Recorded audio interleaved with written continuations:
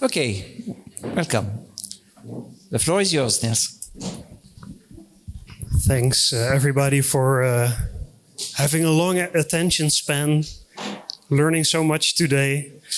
I have something not completely different. It is still reading. It is still digital reading. A very different approach, I think. But I also believe that the two can very well exist besides each other. And the work that everybody's doing is fantastic. I am Niels. I am one of the founders of Immer, where we make reading technology. Today I want to tell you a little bit about our company, about the Immer reading system that we make, building blocks for making reading apps. And specifically, I want to tell you about the first application of that system, which is Club Lees, a Dutch initiative, a social reading app for young adults. To put it, to make sure that I don't take too long telling you about everything we do, I have a little video, which will be kind of weird because I am also talking to you in this video. And I will also watch myself talking to you in the video. But then in 1 or 2 minutes, 1.5 minutes, you will know the gist of our company, our activities. So let's go and hope the audio does well. We are Immer, and we create reading technology, grounded in scientific insight on how people use media and devices today. It is digestible, vertical, smooth, and social. It is deep reading in the time of TikTok. Meet the Immer reading system. Whether you sell or lend out books for leisure or learning, the Immer reading system helps your users read wherever they are for longer with more attention.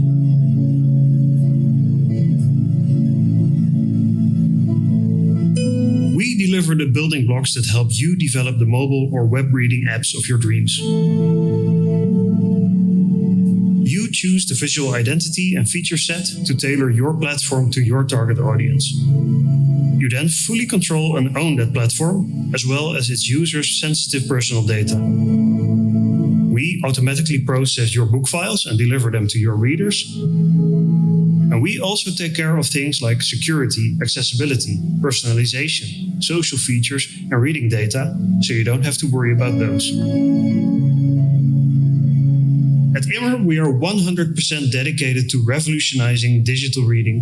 We are always researching and developing to improve and expand our technology to your benefit. If you want to offer the world's best reading experience to your readers, get in touch. All right, that's Immer. I want to tell you a little bit about my story. So I was born and raised in the Netherlands. I founded my first company 25 years ago, which was a publisher of websites and magazines about my favorite hobby back then, which was video games. And doing that, I discovered that I really like to write. And I was also, I guess, good at it, which led to writing some novels, working as a journalist for a long time, writing about games for newspapers, stuff like that. I even worked for Nintendo for a while as a translator. Because I know games, because I know how to write, games companies started asking me to help them write the stories for their games. And that allowed me to see up close how small teams can make pretty incredible experiences with the technology that we all have in our pockets, basically. So when, for the first time, one of my books became an ebook, I thought, that's cool, I have an ebook, but I also thought, this could be so much better. It is better now. This was 11 years ago, but that's the kind of the seed that was planted. And slowly I felt myself being sucked into this thing that became to be called Immer. I got interested in reading, digital reading, how to improve that experience for various purposes. 4 years ago, we founded a company. And the key thing that we noticed, I think, is that while people were reading on their phones more and more, which makes sense because you always have it with you, nobody really likes to read on it, especially long texts. And that is the problem we decided to try to solve. Or to put it a bit more positively, if we can use this tool that everybody has with them every day, wherever they go, that is a pretty incredible opportunity, because I think we can make people fall in love with books in a new way again, which would be good for everything, for reading promotion, for book sales, for education, for democracy, for society. So we're a startup, just 4 people with a couple of freelancers. Started out with attempt number 1, which was we'll make a bookstore, make deals with publishers, get readers to use the app, and all based on the research and the innovative work around design and technology that we were constantly trying to do. Went pretty well, but we saw the limits, especially trying to expand outside of the Netherlands. And so for the second attempt, we decided, let's just make an app for heavy readers who can upload their own books, so we don't have to worry about making deals with publishers everywhere around the world. Of course, there was a big downside. If you're reaching out to heavy readers, you will miss out on a lot of those people who would get a lot of benefit out of a more intuitive, nicer way of reading. So that, in a sense, that kind of missed the point. Luckily, we saw a third approach, which is what we're all in on now, which is, instead of trying to make our own thing, providing those tools to others who might need it, so that you can't just experience our way of reading in our own app or in maybe other bookstore apps, but it could be in a library app or educational apps, professional workplace reading solutions.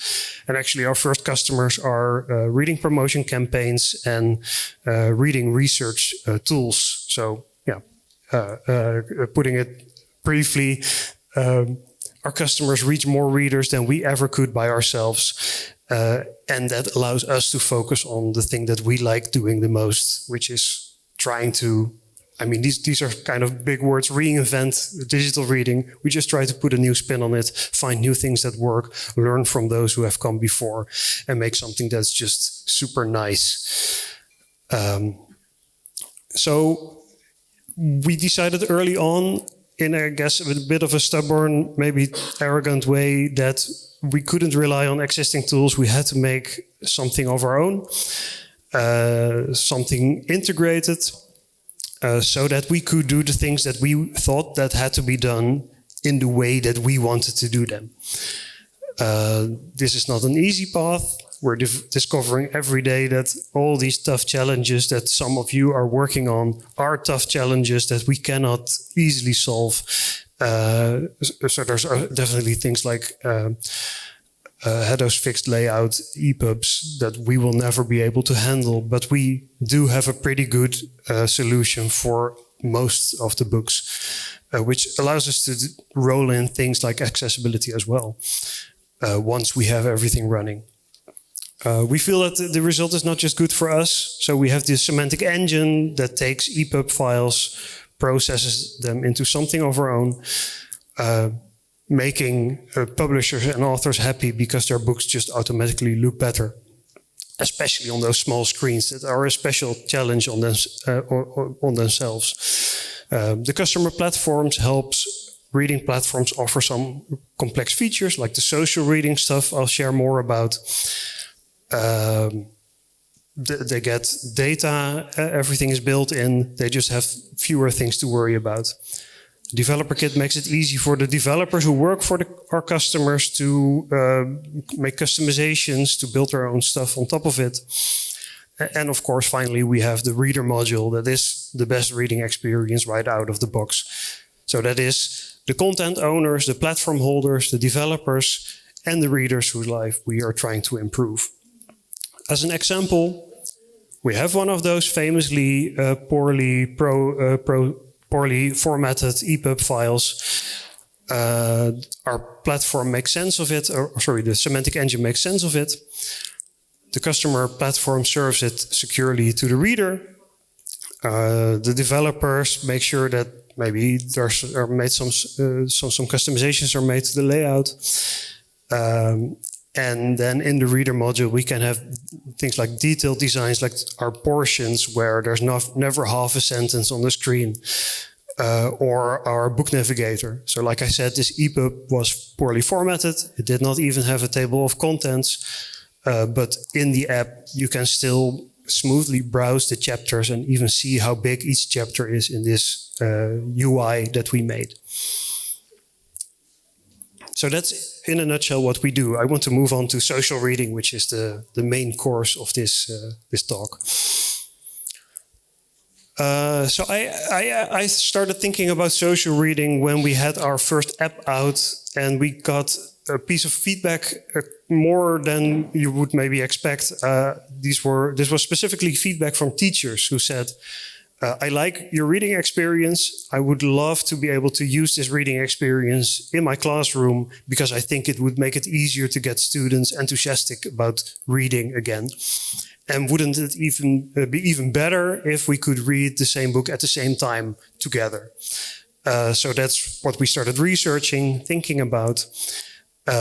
We have by now implemented some version of it. I want to first share some of that research. I love the research part of the job because it allows you to kind of stand on the shoulders of giants, learn from the best, try to take some of the things from the past, make them better, combine them in a way that hasn't been done, and kind of cheat because you're just using the great work of others.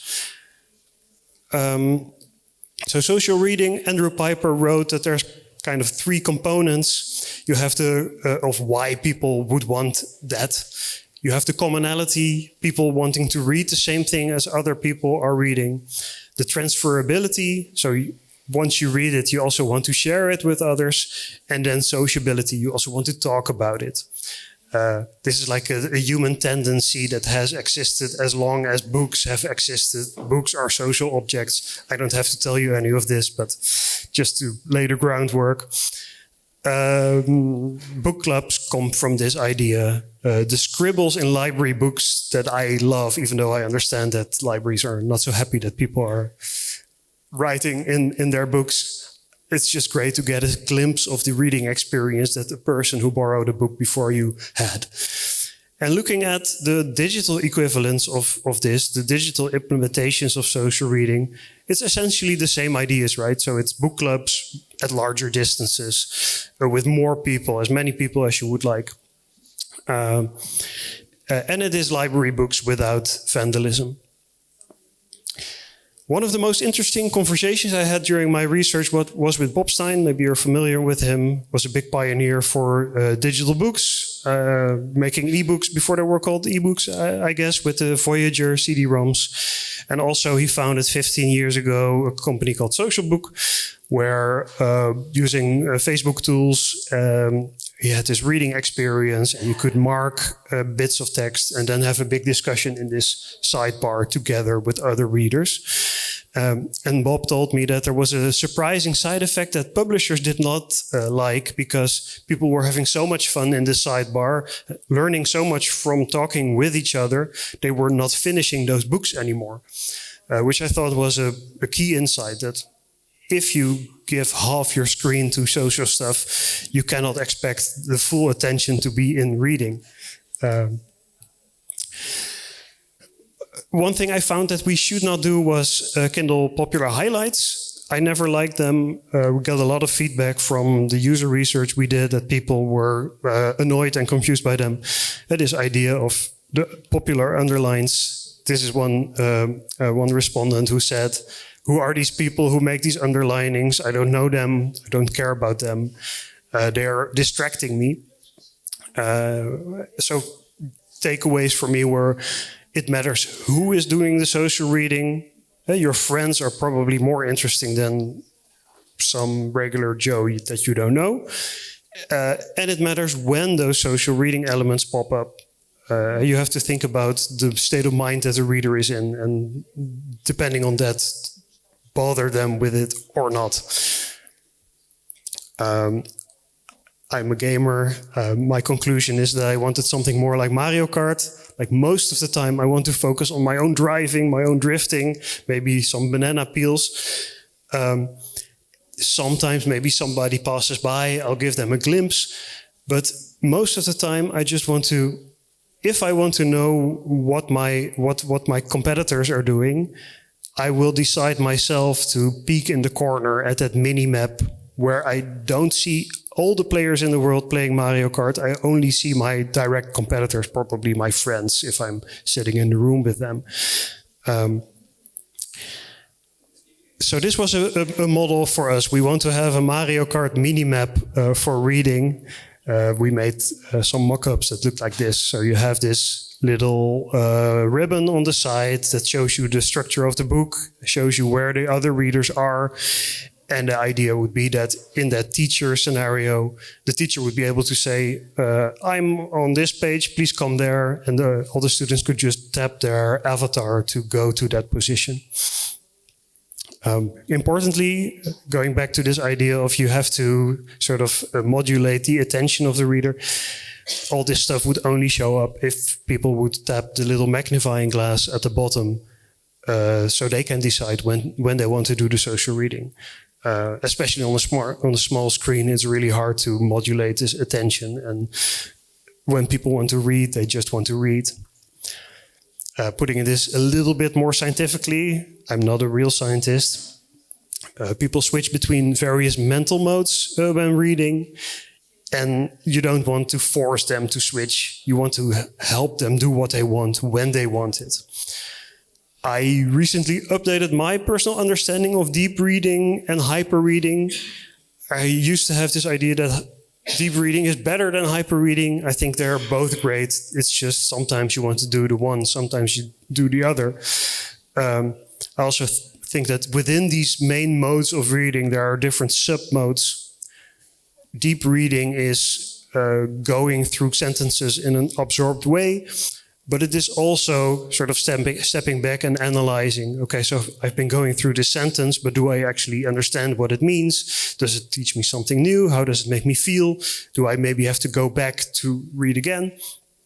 And then on the hyper-reading side, scanning, going through a text to decide whether you want to read something more deeply is actually not that different from the analyzing, the analytical deep reading. So when we're designing our tools at Immer, we try to design tools that let you do these tasks as well as possible, but especially also let you switch between them in a very easy and concrete, discrete way.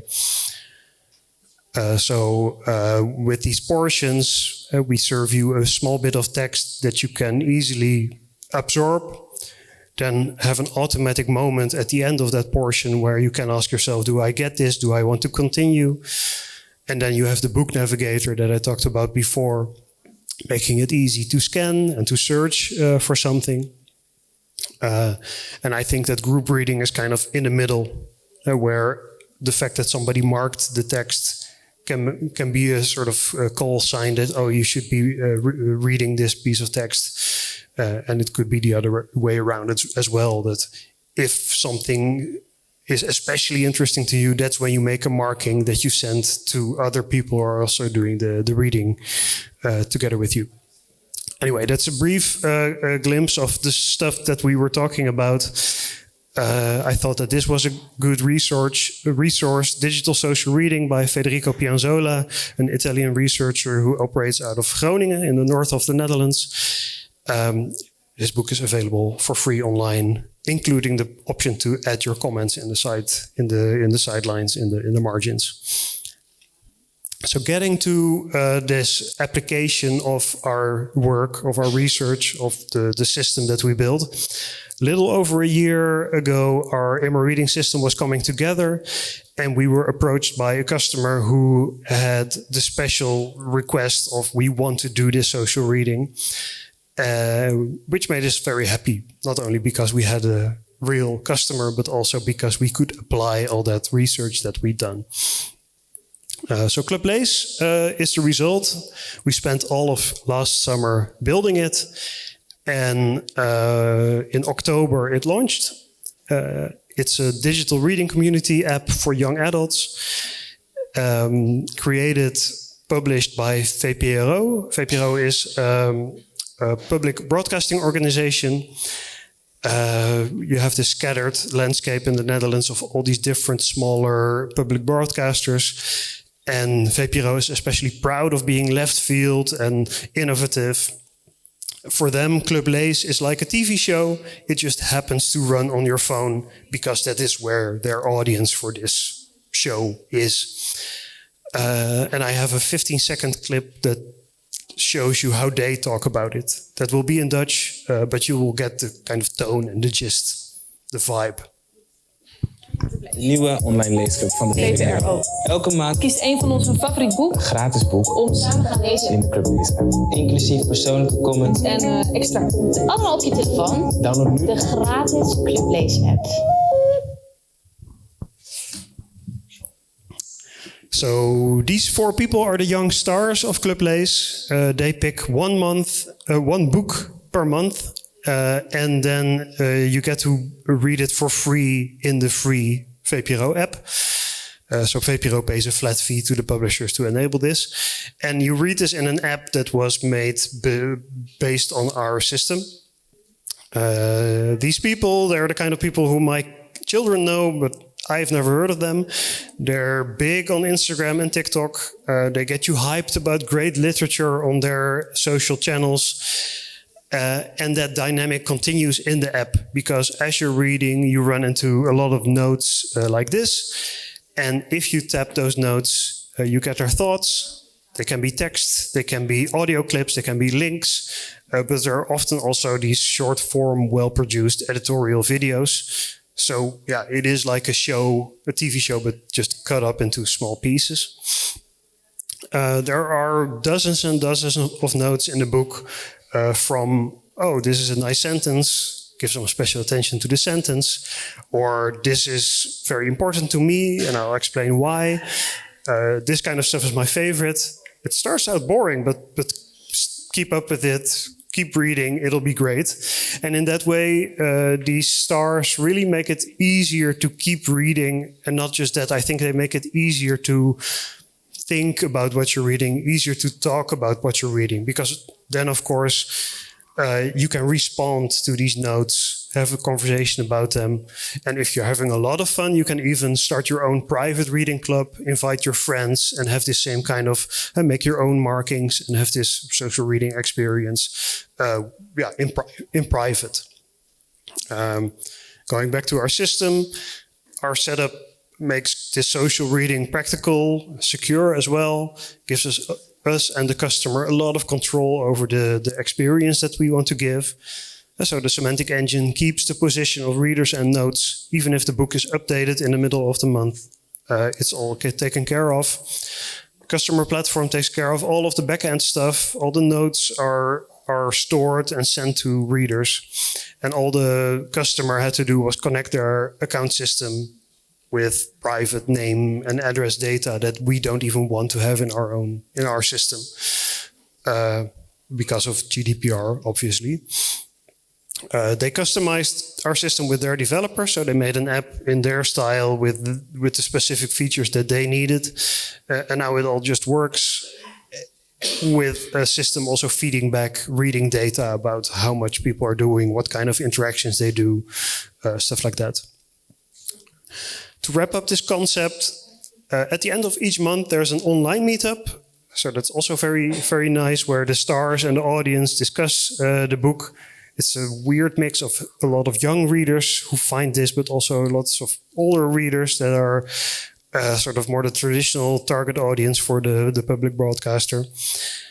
And after that, importantly, it's all gone. So the book and the notes and the comments, everything just gets deleted, which is a key part of this Club Lees experience. And you have to be there. If you are not part of the month, yeah, it'll never come back. You just missed something really cool. So that is an extra trigger for people to stay active, to keep coming back. Which is working. Everybody's happy. Some first results to share. So it launched last October. the initial goal was not very high, but they passed it in 3 days, even though they thought they would get there in 3 months. They now have 20,000 downloads, 5,000 readers who keep returning. We obviously track our little portions of text. 4.3 million were read so far. 560 private reading clubs were made. We're really happy with this. So more than 10% of the readers actively interact, post their own notes, respond to others, which is, I think, incredibly high. Social media is doing good. Press response is nice. So the comments from the readers are great, especially this kind of stuff of reading on the phone feels natural, which sounds like a big compliment to us. And the overarching public broadcast organization in the Netherlands, the NPO, they just decided that the format will be extended until the end of 2025. So they're happy too, which is nice. That's Club Lees. Few small things. I'm kind of running out of time, but